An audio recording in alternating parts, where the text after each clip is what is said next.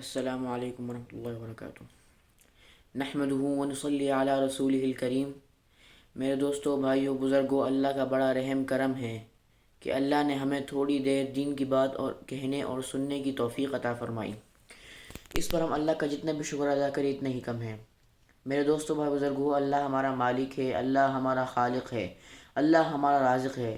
اللہ کے سوا نہ کوئی مالک ہے، نہ کوئی خالق ہے، نہ کوئی رازق ہے۔ اللہ نے ہمیں بنایا، اللہ اس دنیا کو چلا رہا ہے اور اللہ ہی رزق دینے والا ہے۔ میرے دوستوں و بزرگوں، اللہ ایک چھپا ہوا خزانہ تھا۔ اپنے تعارف کرانے کے لیے اللہ نے 1.25 کم بیش انبیاء کو مبعوث فرمایا۔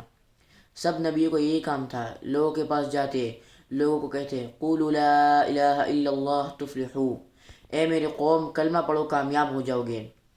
جن قوموں نے اپنے وقت کی نبی کی بات مانی وہ ہمیشہ ہمیشہ کے لیے کامیاب ہو گئے، اور جن قوموں نے اپنے وقت کی نبی کی بات نہیں مانی وہ ہمیشہ ہمیشہ کے لیے ناکام ہو گئے۔ میرے دوستوں و بزرگوں، سب نبیوں کا یہ کام تھا کہ لوگوں کے اوپر کلمے کی محنت کرتے۔ کلمہ کیا ہے؟ لا الہ الا اللہ محمد الرسول اللہ۔ کلمے کے معنی کیا ہے؟ کہ اللہ کے سوا کوئی عبادت کے لائق نہیں، اور حضرت محمد صلی اللہ علیہ وآلہ وسلم اللہ کے رسول ہیں۔ اور اس کلمے کی فضیلت کیا ہے؟ فرمایا اگر ترازو کے ایک پلڑے پر اس کلمے کو رکھ دیا جائے اور دوسرے پر ساتوں زمین اور ساتوں آسمان اور اس میں جتنی مخلوق ہے اس کو رکھ دیا جائے تو یہ کلمے والا پلڑا جو ہے وہ بھاری ہو جائے گا۔ اتنا فضیلت والا کلمہ ہے۔ اور اس کا مقصد کیا ہے؟ اس کا مقصد یہ ہے کہ اس کو ہم سیکھیں، اس پر زندگی گزاریں اور اس کو آگے پہنچائیں۔ یہ اتنا فضیلت والا کلمہ ہے کہ ایک دفعہ موسیٰ علیہ السلام نے اللہ تعالیٰ سے فرمایا، یا اللہ مجھے ایسا وظیفہ بتا جس کو میں زیادہ سے زیادہ پڑھوں اور آپ کے قریب ہو۔ تو اللہ نے فرمایا کہ تم لا الہ الا اللہ زیادہ سے زیادہ پڑھو،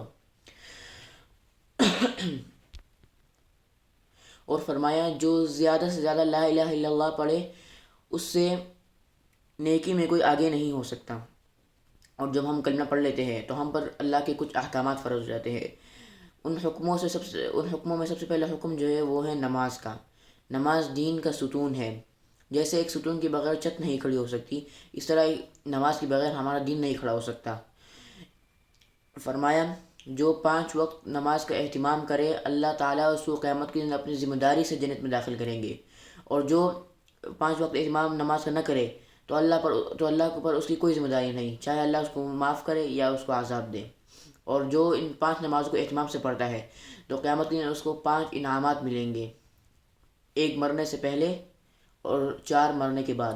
مرنے سے پہلے جو انعام ہے وہ ہے اس پر سے رزق کی تنگی دور کر دی جائے گی، اور 4 جو مرنے کے بعد ہے، پہلا اس سے قبر کا عذاب ہٹا دیا جائے گا، پل صراط پہ اسے بجلی کی طرح گزار دیا جائے گا، اور اعمال نامہ دائیں ہاتھ میں ملے گا، اور بے حساب بے کتاب جنت الفردوس میں داخل فرما دیا جائے گا۔ اور ایسے ہی اچھی نماز پڑھنے کے لیے ہمیں علم کی ضرورت ہے۔ ہر مسلمان مرد عورت پر اتنا علم حاصل کرنا فرض ہے کہ اس میں حلال حرام جائز ناجائز اچھے بری کی تمیز آ جائے۔ فرمایا جو قرآن کی ایک آیت سیکھ لے 100 رکعت نفل نماز پڑھنے سے افضل ہے، اور جو علم کا ایک باب سیکھ لے 1000 رکعت نفل نماز پڑھنے سے افضل ہے۔ اس ساتھ میرے دوست بزرگوں، ہم چلتے پھرتے ہر وقت اللہ کا ذکر کرنے والے بن جائے۔ جب بھی خالی بیٹھے ہو اللہ کا ذکر کرے۔ فرمایا جو صبح شام کا ذکر اہتمام سے کرتا ہے اللہ تعالیٰ اس کو قیامت کے دن ذاکرین میں سے اٹھائیں گے۔ اور اس کے ساتھ ہم اپنے پڑوسیوں کا، رشتہ داروں کو، اپنے مسلمان بھائیوں کے ساتھ ہم اچھے سلوک کریں، چھوٹوں سے شفقت کریں، چھوٹوں پر شفقت کریں اور بڑوں کے ساتھ ادب کریں، اور ہم جو کام کریں وہ خالصتاً اللہ کی رضا کے لیے کیا جائے، اس میں کسی کا دکھلاوا یہ کچھ نہ ہو، بس اللہ کی رضا کے لیے۔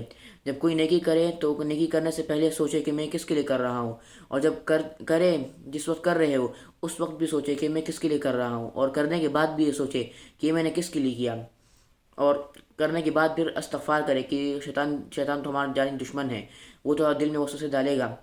تو فرمایا جو احد پہاڑ صدقہ کر دے، احد پہاڑ، لیکن اگر اس میں ریاکاری دکھلاوا ہو تو قیامت کے دن اس کے منہ پہ ماری جائے گی۔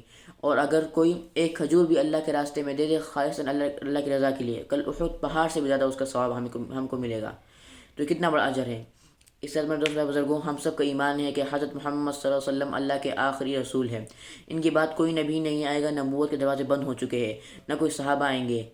تو یہ کام ہمارا ہے کہ ہم اس دین کو سیکھیں اور اس کو آگے پہنچائیں۔ تو اس کے لیے بڑوں نے کچھ ترتیب بنائی ہے۔ 4 مہینے لگا کے اس کام کو سیکھ لے جائے، پھر سال میں چلہ، مہینے کے 3 دن، اور ہر روز کی تعلیم، اور ہفتے میں 2 گشت، ایک بیرونی اور ایک گھر کی۔ تو آپ سب تیار ہیں؟